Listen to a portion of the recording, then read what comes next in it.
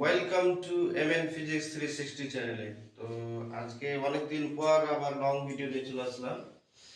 তাপের দ্বিতীয় পার্ট, প্রথম পার্টটা আমি কমপ্লিট করে দিয়েছি, ওটা আমার ইউটিউব চ্যানেলে দেওয়া আছে, এমএন ফিজিক্স 360 চ্যানেলে। আর আজকেরটা হবে আমার দ্বিতীয় পার্ট। তো দ্বিতীয় পার্টে যে সব বিষয়গুলো আছে বাকি ওগুলো কমপ্লিট করে দিচ্ছি আমি। ওকে, এর আগে আমরা যে পড়েছি দৈর্ঘ্য প্রসারণ গুণাঙ্ক, ক্ষেত্রে প্রসারণ গুণাঙ্ক, আয়তন প্রসারণ গুণাঙ্ক, এই তিনটা প্রসারণ গুণাঙ্কের মধ্যে সম্পর্কটা মনে রাখবে, শর্ট কোশ্চেনের জন্য আসে। তো দৈর্ঘ্য প্রসারণ গুণাঙ্ক আমরা কি দিলে কি, চ্যাপ্টারটার নাম হচ্ছে তাপের তাপের পরিমাণ সমান তাপের পরিবহন, তাপের পরিবহন। ঠিক আছে, সেখানে আমাদের প্রসারণ গুণাঙ্ক ছিল একটা কি, দৈর্ঘ্য প্রসারণ গুণাঙ্ক, দৈর্ঘ্য প্রসারণ গুণাঙ্ক, যাকে আমরা আলফা দিয়ে লিখেছিলাম। তারপরে ছিল আমাদের ক্ষেত্র প্রসারণ গুণাঙ্ক, কি ক্ষেত্র প্রসারণ গুণাঙ্ক, যাকে আমরা লিখেছিলাম বিটা দিয়ে ডিনোট করেছিলাম। তারপরে ছিল তোমার হচ্ছে আয়তন প্রসারণ গুণাঙ্ক, কি আয়তন প্রসারণ গুণাঙ্ক, যাকে আমরা গামা দিয়ে লিখেছিলাম। তাহলে আলফা, বিটা, গামা। ঠিক আছে, এই তিন প্রকার সাধারণত কঠিন পদার্থে আমরা প্রসারণ দেখতে পাই।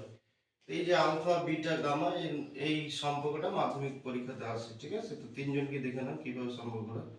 আলফা ইকুয়ালস টু লিখবা বিটা, ইকুয়ালস টু লিখবে কি গামা। এখানে দাও 1, এখানে দাও হচ্ছে 2, আর এখানে দাও হচ্ছে 3। তাহলে 1 2 3 লেখার খুব সুবিধা। Alpha equals to beta equals to gamma দিবে, এখানে 1 দিবে, এখানে 2 দিবে, এখানে 3 দিবে। 1 তোমার ইচ্ছা যদি লিখতে পারো, না লিখতে পারো। তার মানে alpha equals to beta by 2 equals to হচ্ছে গামা বাই 3। এখান থেকে শর্ট কোশ্চেন আসে। ঠিক আছে, ছোট ছোট ম্যাথও আছে, এক দুটো ম্যাথগুলো করে দিচ্ছি। তাহলে সম্পর্কটা দেখে নাও, দৈর্ঘ্য প্রসারণ গুণাঙ্ক, ক্ষেত্র প্রসারণ গুণাঙ্ক এবং আয়তন প্রসারণ গুণাঙ্কের মধ্যে সম্পর্ক কি, আলফা ইকুয়ালস টু হচ্ছে বিটা বাই 2 ইকুয়ালস টু হচ্ছে কি গামা বাই 3। বুঝা গেল কি? আচ্ছা, হ্যাঁ, দেখে দিচ্ছি ওটা। তো এই হচ্ছে ব্যাপার। এবার এখান থেকে তোমার অনেক সময় প্রশ্ন আছে, ম্যাথমেটিক্যাল প্রশ্নগুলো আছে। যদি তোমাকে আমি বলি যে সাপোজ ধরে নাও যে লোহার দৈর্ঘ্য প্রসারণ গুণাঙ্ক 6.3 ইন্টু 10⁻⁻6, ঠিক আছে, ডিগ্রি সেন্টিগ্রেড ইনভার্স বা কেলভিন ইনভার্স দিয়ে দিলাম। যদি হয়, এটা ধরে নিলাম আমি, তাহলে তার আয়তন প্রসারণ গুণাঙ্ক কত হবে, মানে গামা ইকুয়ালস টু কত হবে। এবার তোমরা বলো দৈর্ঘ্য প্রসারণ গুণাঙ্ক আমরা কি দিয়ে লিখি, আলফা দিয়ে। আলফার মতন, আলফার মান কত আছে এখানে, 6.3 ইন্টু 10⁻⁻6। আর আমাকে বলেছে গামা ইকুয়ালস টু কত। আমার প্রথমে সম্পর্ক জানতে হবে, আলফার সঙ্গে গামার কি সম্পর্ক। না পারলে প্রত্যেকটা সূত্র লিখবে, alpha equals to beta equals to gamma. এটা হচ্ছে 1, এটা 2, এটা হচ্ছে 3। আমার এখানে বলেছে গামার মান মানে আয়তন প্রসারণ গুণাঙ্কের মান, তাহলে আমি এই মিডিলেরটা লেখার কোনো প্রয়োজন নেই। তাহলে আলফা ইকুয়ালস টু কত হলো, গামা বাই 3। আলফার মান কত দিয়েছে, 6.3 ইন্টু 10⁻⁻6 ইকুয়ালস টু হচ্ছে গামা বাই 3। এই 3 তে মাল্টিপল করো, 3 3 যা 9 and 3 6 যা 18। ঠিক আছে, তাহলে এই হচ্ছে পয়েন্ট 10⁻⁻6 ইকুয়ালস টু হচ্ছে গামা। এটা হলো आंसर আমার। ঠিক আছে, এবার তোমার ছোট 2 মার্কের অঙ্ক, 1 মার্কের শর্ট কোশ্চেন অনেক সময় দেয়, অনেক সময় 2 মার্ক দেয়, অনেক সময় 1 মার্ক দেয়, এভাবে দিতে পারো। অথবা তোমাকে গামার মান দিয়ে দিবে, তোমাকে দৈর্ঘ্য প্রসারণ গুণাঙ্ক বের করতে বলতে পারে, অথবা ক্ষেত্র প্রসারণ দিবে তোমাকে দৈর্ঘ্য প্রসারণ গুণাঙ্ক, অথবা আয়তন প্রসারণ গুণাঙ্ক বের করতে বলে। তো এই সম্পর্কটা মনে রাখবে, যে কোনো অঙ্ক করতে পারবে এখান থেকে। তারপরে হচ্ছে কি, এখন আমরা দেখব তাপের পরিবহন। এটা তো আগেকার বিষয়গুলো ছিল। এবার তাপের পরিবহন, তাপের পরিবহন হচ্ছে কি তিনটি পদ্ধতিতে হতে পারে। তাপের পরিবহন কয়টি পদ্ধতিতে হতে পারে, তিনটি। ঠিক আছে, তাপের পরিবহন তিনটি পদ্ধতিতে হয়। একটা হচ্ছে পরিচলন, কি পরিচলন পদ্ধতি, একটা হচ্ছে তোমার পরিবহন পদ্ধতি, বা তুমি তাপের পরিবহন না বলে এখানে তুমি যদি বলো তাপ সঞ্চালন তাহলে সব থেকে বেটার হয়। তাপ কি সঞ্চালন, তাপ সঞ্চালন তিনটি পদ্ধতি, একটা হচ্ছে পরিচলন, পরিবহন এন্ড বিকিরণ। ঠিক আছে, এগুলো তো আমাদের সিলেবাসে ডিসকাস নেই, শুধু পরিবহনটাকে নিয়ে মেন হচ্ছে ব্যাপার এখানে ডিসকাস আছে। পরিচলন হচ্ছে কি, এটা হচ্ছে লিকুইডের মধ্যে হতে পারে প্লাস হচ্ছে গ্যাসের মধ্যে হতে পারে পরিচলন, কিন্তু মাধ্যমের প্রয়োজন লাগবে। আর পরিবহন হচ্ছে কি সাধারণত কঠিনের মাধ্যমে হয়, সলিড। ঠিক আছে, তো সলিডের মধ্যে দিয়ে পরিবহন পদ্ধতি হবে।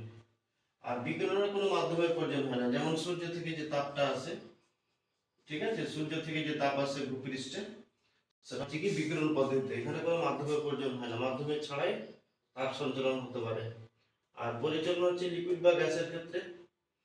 আর পরিবহন হচ্ছে কি কঠিনের মাধ্যমে, সাধারণত কিসের মাধ্যমে হয়, কঠিনের মাধ্যমে তাপের পরিবহন হয়। এই যে কঠিনের মাধ্যমে বললাম, কিন্তু তাপ সঞ্চালনের সময় এক জায়গা থেকে ধরো এখানে একটা লোহা আছে, এই লোহাটাকে আমি এখানে তাপ দিচ্ছি, তো তাপ দেওয়ার মানে কি, যে লোহার যে বিন্দু গুলো আছে, পার্টিকেল গুলো আছে, যে কণাগুলো যা আছে, তার মানে পার্টিকেল গুলো এখানে সরে চলে আসবে না। ঠিক আছে, পদার্থের উপাদানগুলোর কিন্তু পরিবর্তন হবে না, পদার্থের উপাদানগুলো পাশাপাশি তোমার হচ্ছে কি গরম করবে, একে গরম করবে, তারপরে এটাকে উত্তপ্ত করবে, করতে করতে করতে, ঠিক আছে, এই কিছুক্ষণ পরে তুমি দেখবে এই জায়গাটাতে তোমাকে গরম লাগবে, প্রথমে এখানে, তারপরে তাপ ছড়িয়ে যাবে। ঠিক আছে, তাহলে এটা হচ্ছে কি তোমার কঠিনের মাধ্যমে যে তাপ সঞ্চালন হয় তাকে বলা হচ্ছে কি পরিবহন। এটা হচ্ছে সাধারণত কিসের মাধ্যমে হয়, কঠিনের মাধ্যমে হয়, এটা মনে রাখবে, পরিবহন কঠিনের মাধ্যমে হয়। এই তাপ চলাচল কিন্তু সবার ক্ষেত্রে সমান হয় না, যারা হচ্ছে তুমি সহজে তাপ চলাচল করতে পারবে যেসব পদার্থের মধ্যে, তাদেরকে বলা হয় সুপরিবাহী পদার্থ। সুপরিবাহী সুপরিবাহী পদার্থ, সুপরিবাহী পদার্থ কাদের বলে, যাদের মধ্যে সহজেই তাপ চলাচল করতে পারে তাদেরকে বলা হয় কি সুপরিবাহী পদার্থ। ঠিক আছে, আর যাদের মধ্যে দিয়ে তোমার চাপ চলাচল করতে পারে না তাদেরকে বলা হয় কুপরিবাহী পদার্থ। কুপরিবাহী পদার্থ জানা আছে আশা করি এগুলো তোমাদের। ঠিক আছে, সুপরিবাহী পদার্থ যেমন তোমার হচ্ছে সিলভার, কপার, সোনা, এবং অনেকগুলো আছে। তো সিলভারের কিন্তু তাপ পরিবহন সব থেকে বেশি, তারপর হচ্ছে তোমার এখানে কপার, তারপরে হচ্ছে সোনা। কুপরি পদার্থ যেমন তুমি বলতে পারো প্লাস্টিক বিভিন্ন প্রকার, যেমন পিভিসি, তারপর হচ্ছে কাঠ, বায়ু, এগুলো হচ্ছে তোমার কি কুপরিবাহী পদার্থ, এদের মধ্য দিয়ে তাপ চলাচল করতে পারে না। আর সুপরি পদার্থের মধ্যে দিয়ে তাপ চলাচল করতে পারে, কিন্তু সুপরি পদার্থের মধ্য দিয়ে সব থেকে তাপ চলাচল করছে এখানকার রূপা। ঠিক আছে, আর একটা অধাতু আছে যার মধ্যে দিয়ে তাপ চলাচল করতে পারে সব থেকে বেশি, হচ্ছে কি হিরে। এটা মনে রাখবে, অধাতুর মধ্যে হিরের মধ্যে সব থেকে বেশি তাপ চলাচল করতে পারে, তাপের সুপরিবাহী অধাতু হওয়া সত্ত্বেও। আর একটা আছে কি গ্রাফাইট, মনে রাখবে। আচ্ছা, এবার আসবো আমরা থার্মাল কন্ডাক্টিভিটি। কি থার্মাল কন্ডাক্টিভিটি, তাপ পরিবাহিতাঙ্ক। নেক্সট টপিক হচ্ছে আমাদের তাপ পরিবাহিতাঙ্ক। তাপ পরিবাহিতাঙ্ক, তাপ পরিবাহিতাঙ্ক, থার্মাল কন্ডাক্টিভিটি, থার্মাল কন্ডাক্টিভিটি। তো থার্মাল কন্ডাক্টিভিটির আগে একটা চিত্র দিয়ে আমি তোমাদের যদি বিষয়টা ক্লিয়ার করি সব থেকে বেশি ভালো হবে। দেখে নাও,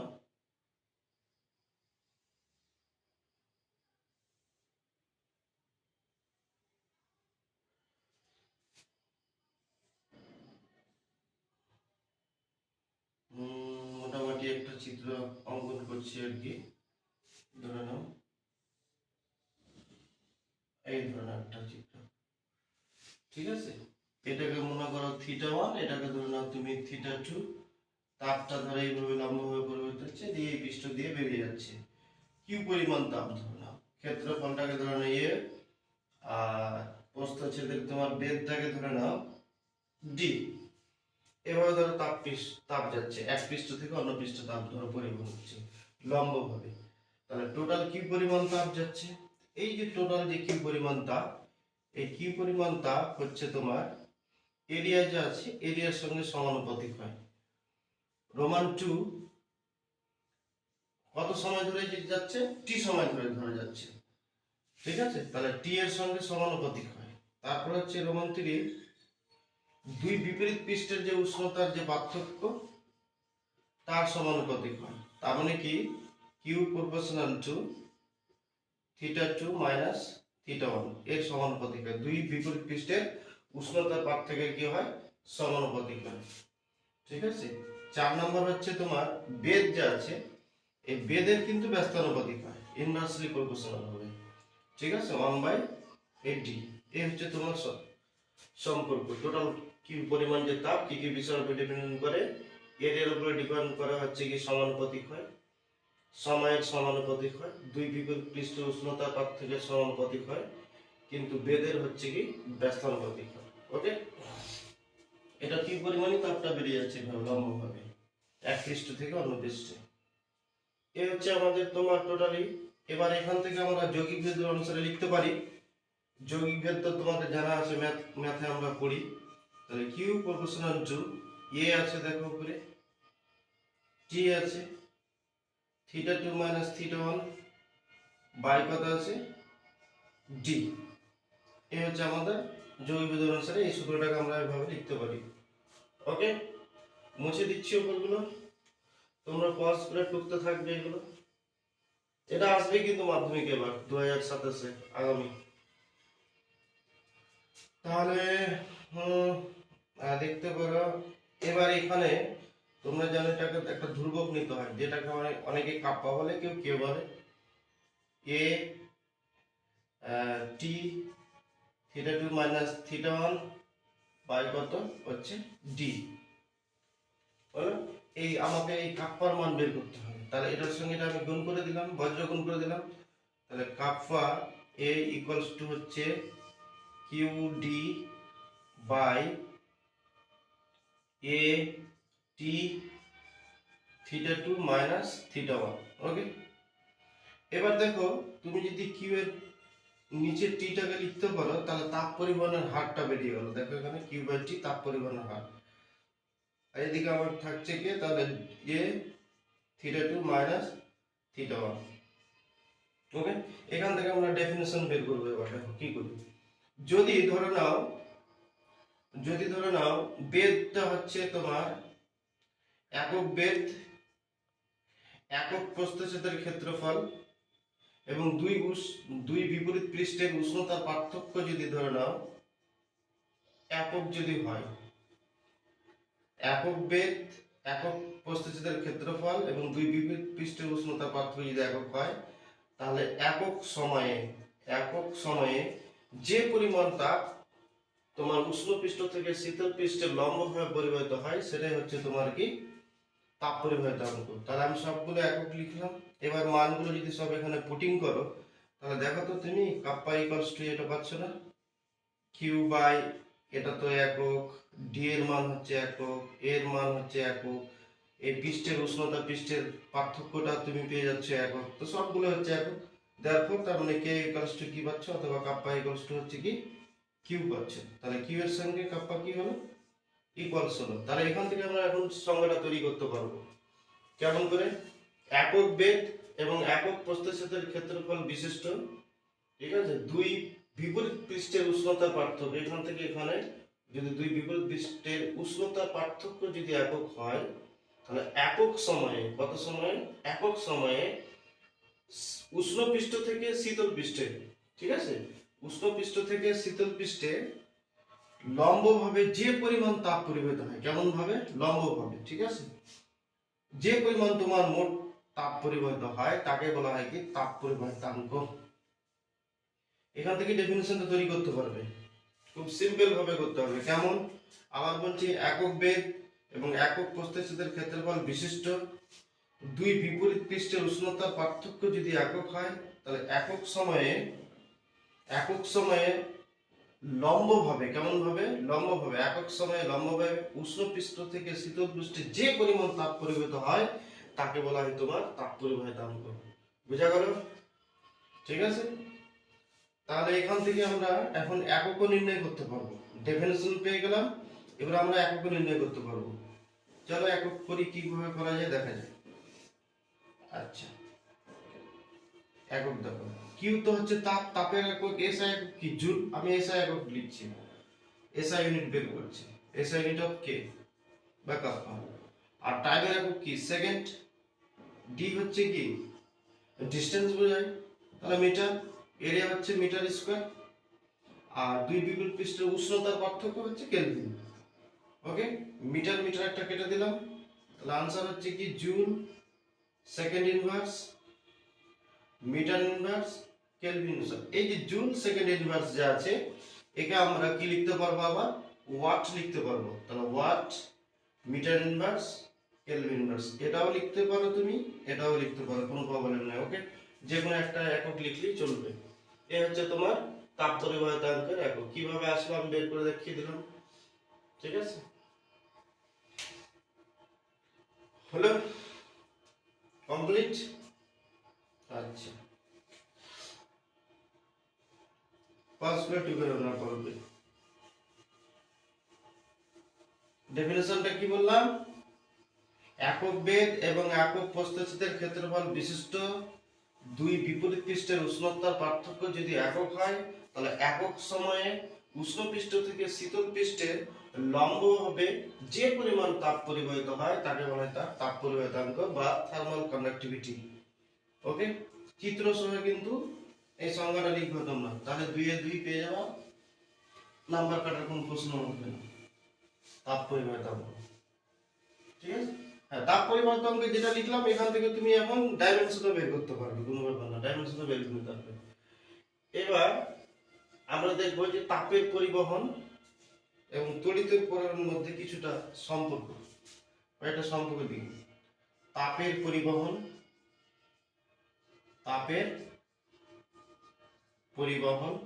এবং তড়িতের পরিবহন,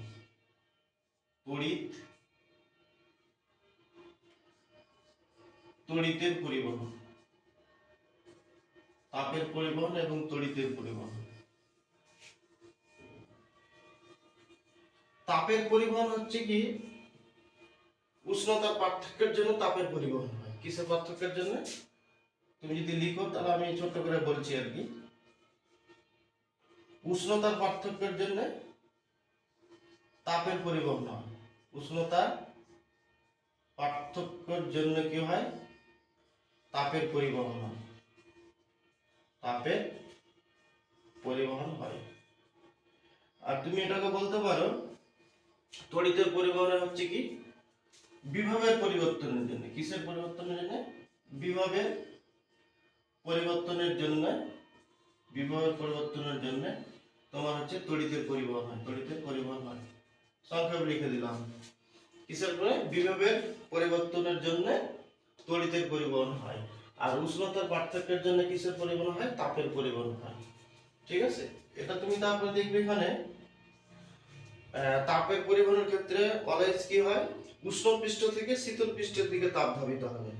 কোন পৃষ্ঠ থেকে? উষ্ণ থেকে শীতলের দিকে।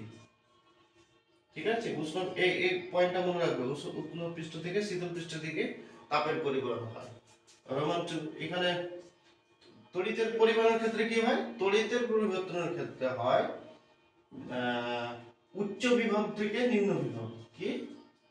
উচ্চ বিভব থেকে নিম্ন বিভব, উচ্চ বিভব থেকে নিম্ন বিভবের দিকে তড়িতের পরিবহন হয়, এটা মনে রাখবে। ঠিক আছে, তাপের পরিবহন যদি তুমি হার বের করতে চাও, তাপ পরিবহনের হার, ঠিক আছে, এই যে একটু আগে যে আমি লিখলাম Q/T, এই Q/T কে বলা হয় তাপের পরিবহনের হার। তাপের পরিবহনের হার ইকুয়ালস টু তুমি লিখতে পারবে উষ্ণতা পার্থক্যের পরিবর্তন। কি? উষ্ণতা পার্থক্যের পরিবর্তন বাই তাপীয় রোধ। তাপীয় রোধ কি বললাম, মুখ দিয়ে বলছি আমি আবার, খাতাতে নোট করে নিবে। উষ্ণতার পার্থক্যের পরিবর্তন, উষ্ণতার পার্থক্যের পরিবর্তন বাই তাপীয় রোধ। এখানে তুমি কি লিখতে পারবে, এখানে লিখতে পারবে তুমি তড়িতের রোধ বা তড়িৎ রোধ বা তড়িৎ পরিবহনের হার, তড়িৎ পরিবহনের হার ইকুয়ালস টু, এখানে দেখো বিভব পার্থক্য, তাহলে বিভব পার্থক্য বা বিভব পার্থক্যের পরিবর্তন বাই তড়িৎ রোধ, বা এখানে যেরকম আমি তাপীয় রোধ লিখলাম, এখানে লিখতে হবে কি তড়িৎ রোধ। তড়িৎ রোধ এটা হচ্ছে তাপ তড়িৎ পরিবহনের হার, বিভবের পার্থক্যের পরিবর্তন বাই তড়িৎ রোধ, আর তাপ পরিবহনের হার ইকুয়ালস টু হচ্ছে উষ্ণতার পার্থক্যের পরিবর্তন বাই তাপীয় রোধ। এই তিনটা মোটামুটি সম্পর্ক মনে রাখো, ঠিক আছে, তাহলে হয়ে যাবে। পজ করে টুকে নিবা। আচ্ছা, মনে করলাম টুকে নিয়েছো তোমরা। এবার কিছু পার্সোনাল প্রশ্ন দেখো, এই চ্যাপ্টার থেকে যেগুলো রিলেশন প্রশ্ন, কিছু কিছু বাইরে থেকে প্রশ্ন আসে। যেমন তুমি ধরো শীতকালে, কি 1 নম্বর কোশ্চেন, তুমি ধরো শীতকালে লোহার চেয়ার আছে, আর একদিকে ধরে নাও কাঠের চেয়ার আছে, লোহার চেয়ার এবং কাঠের চেয়ার শীতকালে, ঠিক আছে। শীতকালে তুমি যদি স্পর্শ করো, তাহলে কোনটা বেশি তোমাকে ঠান্ডা বোধ মনে হবে এবং কেন মনে হবে, ঠিক আছে। এটা আমি ডিসকাস করে দিচ্ছি, এর সঙ্গে রিলেটেড যে প্রশ্নটা বলে দেবো আমি মুখ দিয়ে। আচ্ছা, লোহার চেয়ার এবং কাঠের চেয়ার, শীতকালে তুমি দেখবা লোহার চেয়ার তুমি যখন হাত দিয়ে স্পর্শ করবা, দেখবা লোহার চেয়ারটা তোমাকে বেশি ঠান্ডা বলে মনে হবে। কেন মনে হবে? কারণ একটু আগে আমরা বললাম, যাদের মধ্যে দিয়ে দ্রুত হারে তাপ পরিবহন হয় তারা হচ্ছে সুপরিবাহী পদার্থ, তার মানে লোহার চেয়ার হচ্ছে তাপের সুপরিবাহী পদার্থ। কিন্তু কাঠের তৈরি, কাঠ হচ্ছে তাপের কুপরিবাহী, কাঠের মধ্যে তাপ হচ্ছে চলাচল করতে পারে না। লোহার চেয়ার তুমি যখন স্পর্শ করো, তখন আমাদের যে দেহের যে উষ্ণতা, সেটা লোহার মধ্যে দিয়ে কি চলে যায়, আমাদের বাড়তি যে উষ্ণতা সেটা লোহার মধ্যে যায়। এই যাওয়ার ফলে তোমাকে কি মনে হবে, একটু শীতল মনে হবে, ঠান্ডা মনে হবে। কিন্তু কাঠ তো হচ্ছে তাপের কুপরিবাহী, তাই হচ্ছে তাপ পরিবহন হবে না। আর তাপ পরিবহন না হওয়ার ফলে এখানে কি হবে, হবে না বললে মানে খুব সামান্য হয়, যেটা না হওয়ার কারণেই বলা যায়। তাহলে তোমাকে মনে হবে কি যে না, এটা লোহার চেয়ারের তুলনায় এটাকে একটু গরম মনে হচ্ছে। ওকে, কারণ কাঠ হচ্ছে কি তাপের কুপরিবাহী, ঠিক আছে, ইনসুলেটর বলো। এটা যদি এই ঘটনায় যদি তুমি আমাদের গ্রীষ্মকালে দেখো, তাহলে বিপরীত ঘটনা ঘটবে।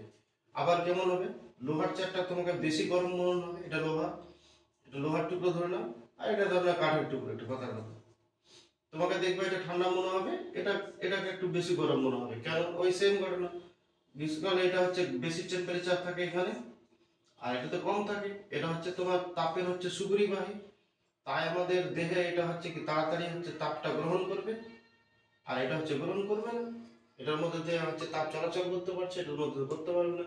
এই জন্য তোমাকে এটা মনে হবে কি, এটাকে গরম বেশি মনে হবে, এটাকে কম গরম মনে হবে।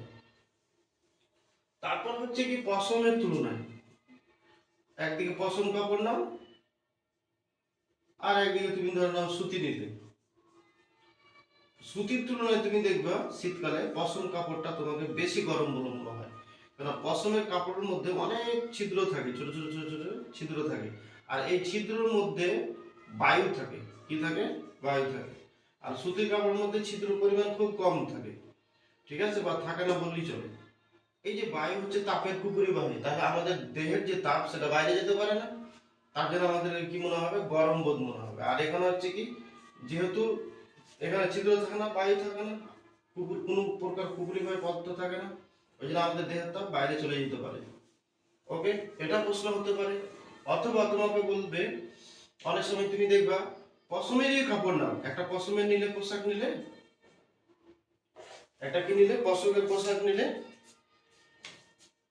আচ্ছা, একটা তুমি ধরো পশমের পোশাক নিলে, আর আরেকটা ধরো তুমি সুতিরই নাও, শীতকালে তুমি সুতি নিলে কিন্তু দুটো নিলে, দুটো সুতির তুমি ধরো শার্ট নিলে, আর পশমের একটা তুমি হচ্ছে শার্ট নিলে।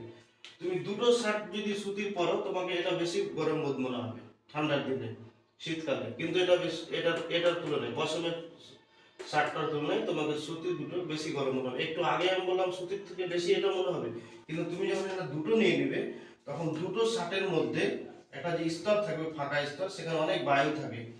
আর এই বায়ুগুলো হচ্ছে হচ্ছে তোমার কি তাপের কুকুরে বাহী। তাহলে আমাদের যে বায়ু হচ্ছে যে তাপের কুকুরে বাহী, তাহলে আমাদের ধরে নাও এটা শরীর আছে এখানে, তো এই শরীরের যে তাপটা সেটা বাইরে বাইরে আর যেতে পারবে না, এখানে তো বায়ু আছে, বায়ু তো তাপের কুকুরে বাহী, তাহলে আমাদের দেহের যে তাপটা দেহের মধ্যেই থাকবে, এই জন্য আমাদেরকে বেশি গরম অনুভব হবে। তাহলে তুমি যদি পাতলা পাতলা পাতলা দুটো যদি তুমি সুতির কাপড় পরে না, জামা বা তোমার টি শার্ট পরো, তাহলে এই পশমের তুলনায় বেশি কাজ করবে। ঠিক আছে? কেন? ওই দুটো শার্ট বা দুটো টি শার্টের মানে মধ্যবর্তী যে স্তরটা থাকে সেখানে থাকে কি বায়ু স্তর থাকে, আর ওখানে বায়ু থাকার কারণে তাপটা হচ্ছে কি দেহের বাইরে যেতে পারে না। ওকে, এই জন্য তোমাকে বেশি গরম অনুভব হবে। বলো, তারপরে এইভাবে অনেকগুলো প্রশ্ন, অনেক প্রশ্ন আছে তোমার। যেমন তোমাকে বলতে পারি আমি, হ্যাঁ, যে পুরাতন লেপের তুলনায় কি, পুরাতন লেপের তুলনায়, এটাও একবার মাধ্যমিক পরীক্ষা এসেছে দেখেছি, পুরাতন লেপের তুলনায় নতুন লেপ কি, নতুন লেপ ঠান্ডার দিনে তুমি যদি দেখবা গায়ে নিবা তোমাকে বেশি গরম মনে হবে। কেন মনে হবে বলো?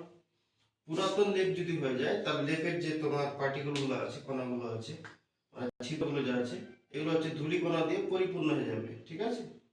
এখানে বাইরে থাকার কোনো প্রশ্ন আসবে না। আর নতুন যদি লেপ হয় তাহলে ছোট ছোট ছোট ছোট ছিদ্র থাকবে, ছোট ছোট কি থাকে, ছিদ্র থাকে, তাহলে এখানে বায়ু থাকে।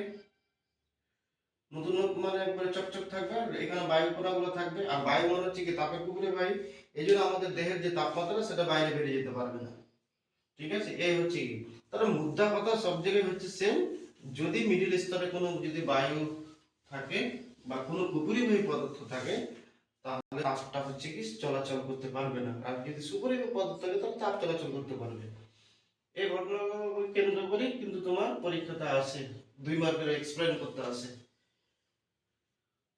আচ্ছা, ঠিক আছে, তাহলে মোটামুটি আরেকদিন আমি এই চ্যাপ্টারকে বেসিস করে যে শর্ট কোশ্চেন গুলো হয় ওগুলো আলোচনা করে দেবো।